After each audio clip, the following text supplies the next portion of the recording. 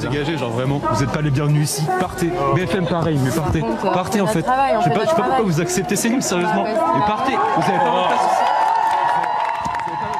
Voilà, alors c'est l'occupation de Sciences Po, fermeture de Sciences Po aujourd'hui d'ailleurs, décidée par peur d'une occupation votée hier seulement par une centaine d'étudiants, une centaine sur 14 000 élèves, c'est-à-dire moins de 1%. Dans Eldorado, vous êtes d'accord avec Joël Meskens? Sur le papier, oui, c'est très bien. Et sans le papier. Sur le papier, mais la réalité après c'est tout à fait différente.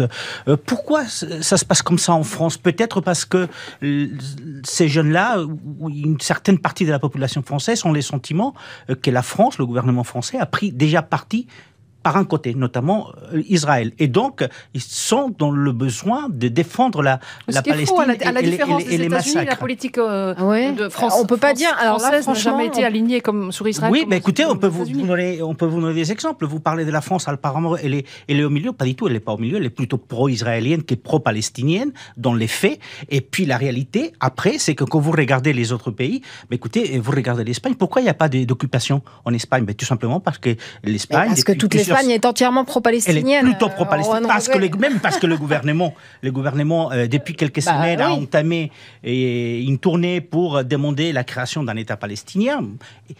Et ça choque en France, vous voyez, ça choque en France. Ils disent c'est pas le moment, on va pas insister. Mais ce que je veux dire par là, c'est que je peux comprendre que ça soit que ces jeunes-là aillent dans la rue. Je pense qu'on n'est pas à 50-50. Sincèrement, je ne le pense pas. J'ai vécu d'autres manifestations pro-israéliennes et pro-palestiniennes à un moment différent ces 10 dernières années.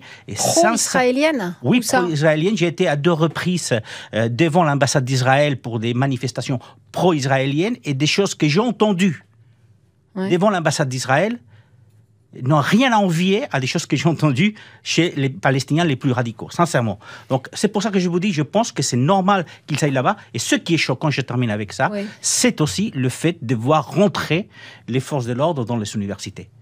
C'est comme aux États-Unis. Oui. Il y a un moment. Mais vous comparez aux États-Unis, donc c'est parfait, c'est merveilleux. Mais quand vous regardez dans d'autres pays, ça se passe pas comme ça. Est-ce qu'un 1% des étudiants peut bloquer une université? Enfin, vous voyez, il y a un moment aussi où la majorité. Oui, d'accord. C'est toujours une minorité qui bloque.